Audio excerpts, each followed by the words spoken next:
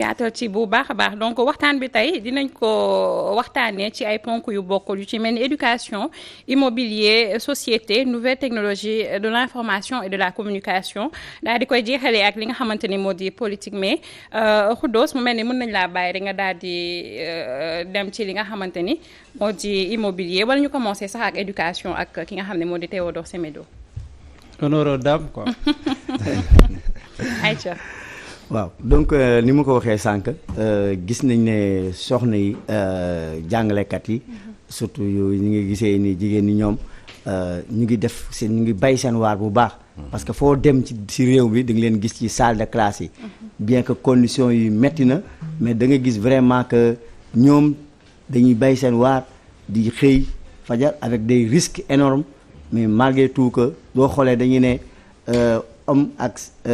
ak femme salaire égal mais malheureusement amul parce que boo xoolee avantage yi góor yi am ci mbirum fonction publique ak yeneen jigéen yi amuñu ko soo demee tamit même chose ci côté privé bi gis nañ beneen affaire boo xam ne dafa am mooy léeg-léeg sax salaire yi tamit baaxul mais li gën a doy waar léeg-léeg sax da nga gis kenn ku ci surtout privé laïque bi da nga gis kenn koo xam ne day war a am congé maternité duñ ko respecté loolu yëpp tax na tey moo tax ma bëgg waxtaanee affaire bi bu ma bëggee madame l'envoyée spéciale bu ñu xoolee condition jàngalekat yi surtout jigéen ñi tey ni ñu mel jot nañ génn nag ci négociation yoo xam ne jur na ay yoo xam ne ay xaatim yu ñuy def mais malgré tout condition femme yi dafa noo ko jàngatee.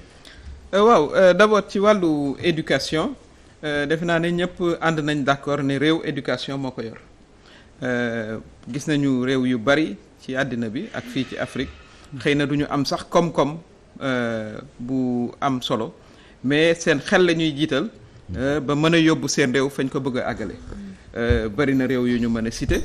rawatina nag bu fekkee ne da nga am koom-koom def naa ne ci ngay gën a soxlaa sax am éducation bu dëgër lu ko mooy nit ñi dañuy jóge bitim réew ñëw nax la këf sa alal yóbbu ko donc éducation lu ñu ci def rek dinañu ko delloo donc dañuy delloo njukkal toujours enseignants yi ak nag enseignants yu jigéen ñi di ngeen ma may nag aussi ma nuyu suma tante Soukeyna Sow topp ci suma yaay mi ngi làqu moom enseignante la woon pendant des années mu jàngal des générations donc am naa aussi ci suma famille ñoo xam ne ñi vraiment dañu nekkoon ay enseignants yu am solo te yàgg na yàlla na ko fi yàlla bàyyi lu yàgg te mu ànd ak wér donc les femmes aussi booy xool ci corps éducation ci la ñu gën a bari donc mën nañ leen delloo njukkal aussi parce que rôle double éducatrice la ñuy doon dañuy éduquer ca kër ga xale yañ fa bàyyi ëlbateku def éducation seen profession donc war nañ leen jàppale bu baax a baax a baax ci revendication enseignants yi nag du ma ciy faral di gis les questions yi nga wax spécifiques aux enseignantes loolu it aussi ñoom it soxna yi nañu góorgóorlu ci biir syndicat yooyu parce que dinañuy dégg des revendications globales mais lii nga wax égalité de salaire et puis sax fexe ba ñu mën a am foo xam ne fii mën nañu faa denc seen i mën nañu faa dénkaane seen i doom parce que boo nekkee enseignant aussi mère de famille ngay doon yor xale yu ndaw war a liggéeyi donc war nañ aménager espace yoo xam ne yi boo liggéeyee aussi sa doom dina am foo ko mën a téye yooyu di ay mesures yoo xam ne war nañ koo xalaat syndicats yi nag aussi bu ñu def seeni revendication vraiment nañ ko ciy boole te revendication yooyu nag aussi état war nañu wax ne indi na ci vraiment effort yu rëy a rëy gis ngeen montant bi nga xam ne bu yàggul état def na ko ci éducation te loolu it aussi pour man investissement la même su fekkee ne war nañu comprendre aussi ne que y a d'autres sénégalais aussi yoo xam ne yi war nañoo mën a voilà de l'état citoyen muy baykat muy nappkat mais enseignant aussi vraiment dafa di lu am solo donc les femmes enseignantes vraiment voilà war nañ leen a delloo njukkal xool les mesures yi nga xam ne moo spécifique ci ñoom te mesures yooyu wax nga ko mooy égalité de salaire d'abord mais aussi jàppale leen ci seen rôle jigéen bu ko defee ñoom it voilà ñu mën a allier les deux jàngale ak yor seen mais justement par rapport à salaire bi surtout parce que ñu xoolee ne effort bi jigéen bi di def te parfois sax compétence bi daf koy am xool nañ fii ay par exemple mi-science yooyu yëpp wala mu am ay prix concours jeune ñu gis jigéen ñi prix yi ñu ciy jël wala ñu ñëw ci école yi ñuy def ay résultats yu baax mais malheureusement pour le traitement nii la def léegi yéen ci nguur gi nan ngeen taxawee pour loolu parce que ko tey c'est une forte demande ñu bëri dañ ma ci di chaque fois di ma ci interpeller di ma naan waa mais ñun ñi jigéen ñi suñu condition te ñu ngi wax parité est-ce que parité bi aussi warul nekk tamit parité ci poste bi daal. pour ñu waaw donte sax man ci majorité bi laa bokk wax ngeen ko ba dootuma envoyé spécial au président Macky Sall d'ailleurs soit dit en passant loolu avant la woon mais donte maa ngi ci nguur gi aussi dama leen di jàppale ci revendication boobu parce que soxna laa ni ñoom jigéen laa ni ñoom et puis bu ñu xasee ba wax égalité salaire yi dañu war a méngoo salaire yi dafa war a méngoo te gisuma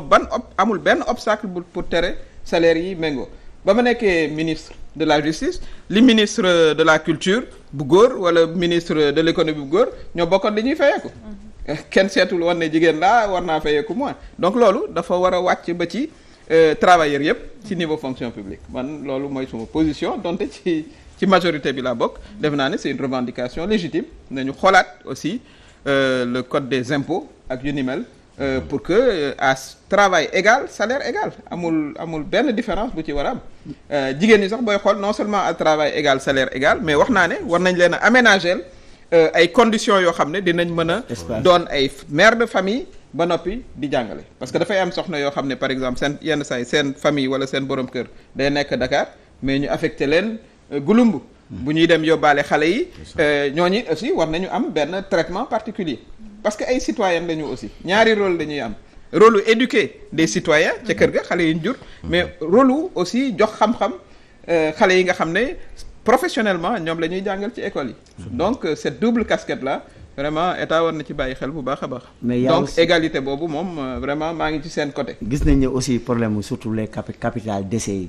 coow boobu souvent dañ koy am jigéen ñi yow loolu lan nga si wax waaw loolu cas par cas lay doon en général ah kooku cas par cas la bon parce que aussi droit héritage bi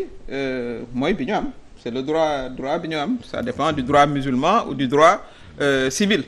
droit musulman nag li mu wax lañ ciy def kooku moom boo xasee ba ñun ñëpp ay jullit lañu li nga xam ne moom lañ ciy wax dañ koy topp parce que ay jullit lañu kooku moom amul luñ ciy wax. gis nañ ne aussi harcèlement yi dans les espaces de travail pour les femmes elles sont souvent victimes mais dénoncer ko sax day jafe wala sax pour ñu dégg leen day jafe. waaw loolu lañ ko war a combattre activement te defe naa ne président Macky Sall jël na ay mesures fortes contre les violences faites aux femmes. La criminalisation par exemple du viol moom ci boppam au niveau africain il s'est proposé comme champion de la cause des femmes donc je pense que vraiment violence yooyu dañ leen war a xeex bu baax a baax encourager aussi les femmes à libérer leur parole jàppale leen mais surtout sensibiliser les hommes mais damay wax ne aussi il faut pas accuser tous les hommes ça aussi mu leer bu baax a baax tous les hommes ne sont pas des agresseurs tous les hommes ne sont pas voilà non ça aussi il faut bien le dire góor ñi ci seen bopp ñoo gën a contre sax loolu di am parce que seen ay doom yi nekk ci école yi ñoom la ñuy agressé donc les hommes d'une très grande majorité sont aux côtés des femmes pour lutter contre les violences faites aux femmes parce que xale yu ndaw yi ñuy sàkku dañu am ay bàyyi bi ñu bàyyi seen kër voilà ñooñu lay gën a métti donc ça aussi il faut faire la part des choses bu ñu naan les hommes d'une manière générale non certains hommes et j'invite d'ailleurs les hommes góor ñi ci seen bopp muy borom kër yi muy borom xam-xam yi vraiment ñoom it ñu jàppale jigéen ñi ci wàllu woowu pour que ni ñuy métitalee jigéen ñi dans certaines conditions loolu dakk parce que nag voilà loolu warta nekk et même nu mu melee public privé moom on voit que c'est un grand problème parce que plutôt privé la da ngay gis léeg-léeg une femme boo xam ne day ñëw tey pour war a mun a accoucher day dem presque bay waaj a matu ñu doog ko bàyyi te bu bàyyee mu accoucher sax léeg-léeg dañ koy forcer waat pour mu ñëwaat jàngale si te fekk te yow il faut que conditions yi mu jóge woon ci accouchement bi dafa waroon tey noppale ko pour mën a amaat force duggaat ci salle de classe yi. waaw mais mooy li may wax la double fonction des femmes jigéen ngay doon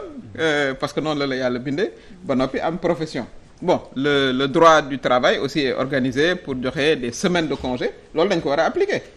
parce que droit du travail du seulement pour les fonctionnaires c'est pour les fonctionnaires et le secteur privé donc ci wàllu woowu aussi il faut que syndicats yi am nañu ay syndicats syndicats yi aussi saytu yooyu yëpp nee nañ ma ñoo ma ko wax sax ñu ne ñoom parfois sax comme privé lañ nekk dañuy ragal buñ la gisee sax sa employeur gis ne da ngaa syndiqué ba matul dàq la ci te fekk da nga nekk borom njaboot non loolu du lu jaadu parce que citoyen yëpp ak fooy liggéeyee rek am nga fa droit. Droit c'est des droits constitutionnels les travailleurs dañu am ay droits constitutionnels. Bon entreprise bi aussi ki ko moom war na ko mën a doxal aussi. Parce que loolu it aussi ñu bàyyi ci xel mënoo tous les jours nga ne dama feebar tous les jours sama ndigg day métti sama bopp day métti loolu it aussi du doxal liggéey aussi nañ waxante dëgg parce que waxtaan di wax dëgg aussi daf ciy baax voilà loolu it aussi wala waa sama bopp day métti booba yow xew ba ngay calculer wala yu mel noonu yooyu yëpp aussi voilà ci waxtaan wi nañ ko ciy boole parce que foog nga am professionnalisme yore sa liggéey ñu may la sa droit aussi à temps plein waaye yooyu it nga jox liggéey ak xam ba mu jeex tàkk. loolu aussi dama ciy encourager sama mbokk jigéen ñi. justement est-ce que rigueur bi nga xam ne moom moo ci war parce que yow def nga organisme internationaux yi est-ce que rigueur bi ci war itam am na parce que fii da ngay dem secrétaire bi sax balaa muy pare maquillage bi nekk ci téléphone bi di woote beneen affaire la looloo tax itam léeg-léeg day xaw a gàllankoor léeg-léeg liggéey bi. waaw mais loolu nag yaa ngi tooñ parce que du secrétaire yëpp ñoo mel noonu. exemple rek laa mais exemple boo xam ne du majorité parce que aussi voilà exemple foog mu am méngoo ak li am mën nga am benn secrétaire ñaari secrétaire mais man secrétaire yi ma mës a am yëpp c'est des professionnels ñi ma liggéeyal c'est des professionnels la majorité c'est des professionnels. mais dans un sac le constat de façon générale. non le constat de façon générale amoo statistique bu ko étayé. xam nga loolay tax aussi mënoo gis benn cas rek. mais voilà c'est généralisé déedéet. et puis léegi ay jigéen ñu mën góor sax ñoo fi nekk. mais bien sûr jigéen ñu bëri am nañu seen taxawaay. voilà mën nañu sëñ Alioune mu ngi ma doon présenter seen benn technicienne. nga ne moom mu ngi fi waaw ne mooy seen technicienne principale. en général foo dégg technicien liggéeyu góor la. mais moom moo yor fii seen xarale yi. voilà pendant 20 ans la wax. kooku defe naa ne dina maquillage parce que l'un n'exclut pas l'autre aussi. voilà ay soxna dañu bëgg a yànj ak yooyu mais du tere nga mën a yor sa liggéey ni nga ko war a yore. tey boo demee voilà am na jigéen ñuy piloter des avions y en a plein des scientifiques voilà dans tous les domaines. voilà di nga gis aussi góor ñoo xam ne voilà wala ñu xëy liggéey si voilà lonk nañ veste bi waaye ña ngay lijjanti yeneen i soxla. bon ils sont pas représentatifs de tous les hommes. donc li tax ma wax la loolu c'est que ci mbiru jigéen stéréotype daf ci bëri. maanaam jël benn cas rek dal di ko yóbbu généraliser ko te loolu day gaañ jigéen ñi souvent voilà mais jigéen ñi dañuy dem xew tout le temps comme si góor ñi duñ dem xew góor ñi dañuy dem xew aussi mais c'est pas la majorité et les stéréotypes souvent dafa affecter aussi ni nit ñi gisee jigéen ñi c'est pour ça que il faut éviter les généralisations bu amee cas nag ñu traiter ko voilà encourager aussi vraiment les femmes à être de plus en plus professionnelles d'ailleurs jigéen pour nga réussir bu góor defee effort 1 yow foog nga def ci 3 parce que duñ la baal dara voilà duñ la société ba demee noonu voilà et femmes yi xam nañ ne boo bëggee yore poste bi nga yore wala liggéey ba nga nekk du sax liggéeyu bureau rek voilà mën ngaa yor sa yëfu bopp yor sa atelier sa salon de coiffure wala ñett ca tool ba jom ja nga ca war a def foog nga multiplier ko par 2 bu doon góor voilà sinon société bi du la baal lu bari donc vraiment il faut encourager leen surtout les plus jeunes ni ma ko waxee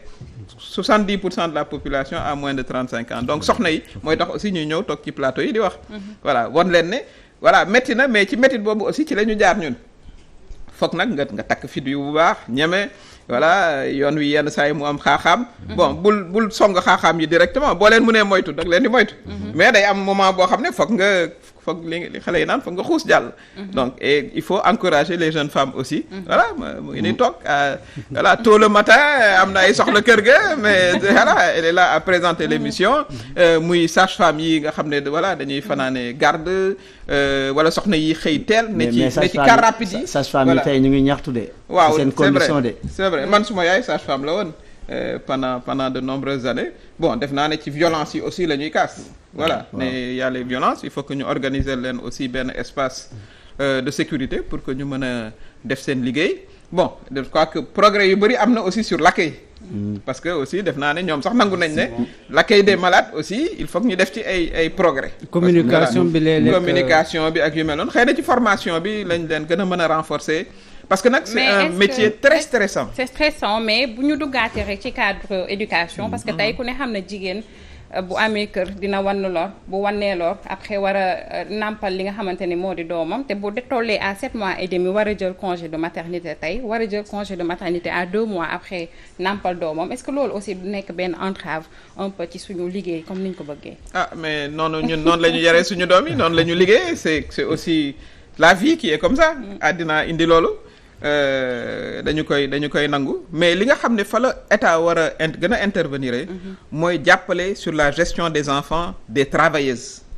indi plus de crèches bon machallah la case des tout-petits ça c'est une très bonne réalisation de l'époque du président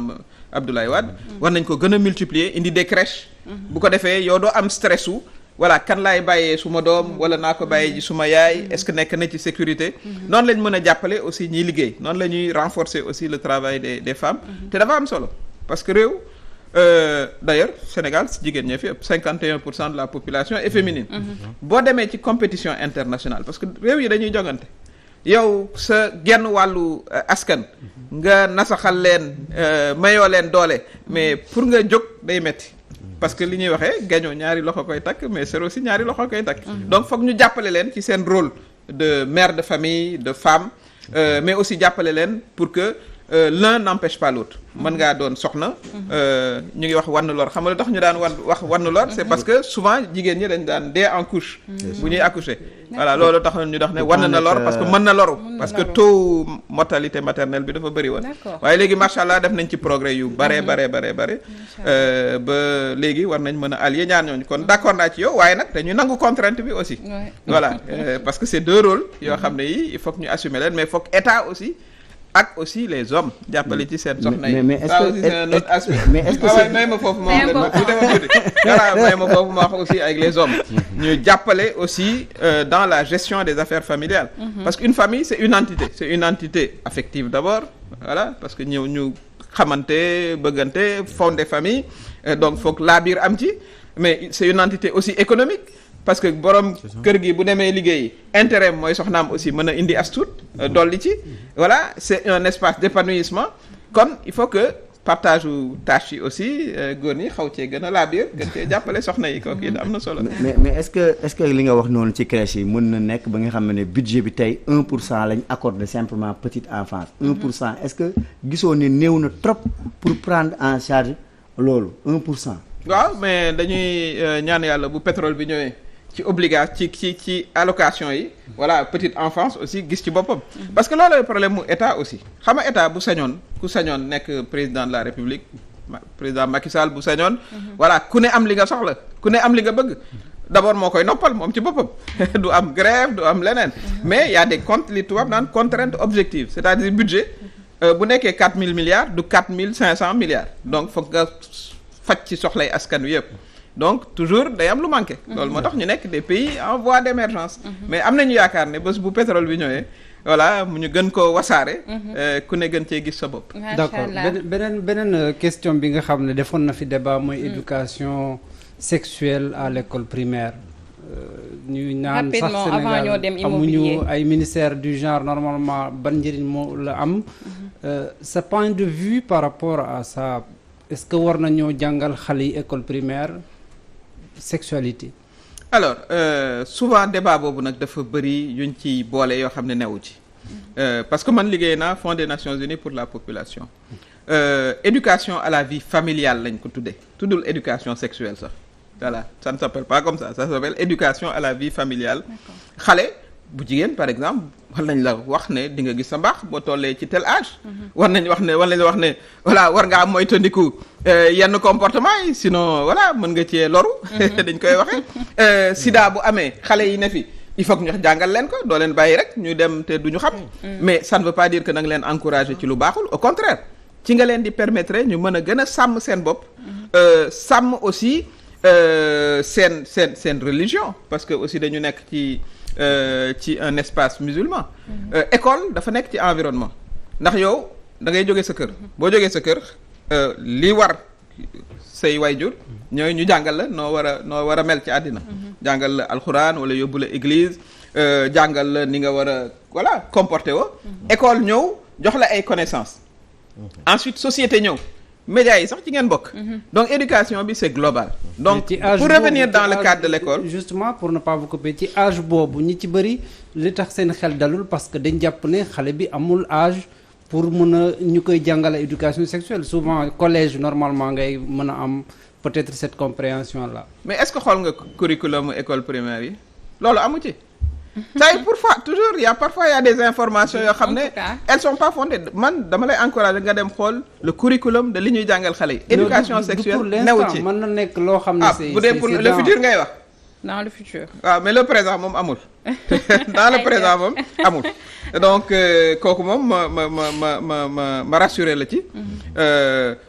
ensuite éducation ak curriculum toujours c'est en fonction de l'âge xale bu war a am 13 ans bu jigéen di nga ko xamal ne dans quelques mois dina am baax boo ko xamalulee déjà mën na ko traumatiser et cetera ensuite comportement bi mu war a am voilà nii ak nii boo ko defee waxam mën nga cee jëlee ëmb loolu pour protéger xale bi la mais loolu na fekk aussi yaayam def liggéey bi baayam def liggéey bi société aussi def liggéey bi mag ñi bañ a sàkku xale yi aussi donc c'est un travail global voilà donc mais parfois dañuy politiser yenn question yoo xam ne yi d'abord amul éducation sexuelle au niveau de l'école primaire ça n'existe pas au moment où on parle amul d'accord te dañuy ñaan yàlla aussi mu bañ a am mais def naa président Macky Sall joxe na ci am na solo bu baax mu nekkoon ay information yu nga xamante ni je pense que képp ku nga xam ne déglu nga ko rek